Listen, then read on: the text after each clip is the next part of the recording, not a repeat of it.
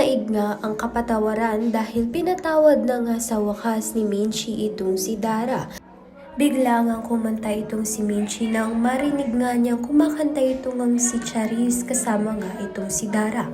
Kaya naman nga sa legacy concert nga nito ni Dara ay dadalo nga itong si Minchi. Kaya naman nga mabubuo nga muli ang Rosabelas. Sa kabilang banda naman nga nagkaroon nga ng bagong kaibigan itong si Jenny, isang ngang miyembro sa BGYO.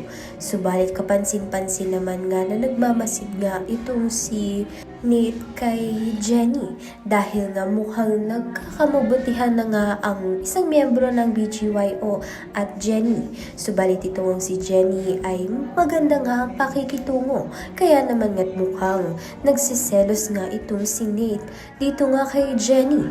Sa kabilang banda naman nga maganda nga kaya ba ang intensyon nga nito ni Dara dito nga kay Minchi. Ngayon ngang magkaayos na nga sila, mabuwag pa nga kaya ang kanilang pagkakaibigan, o ito ngang si Dara ay sincere naman nga talaga kay Minchi.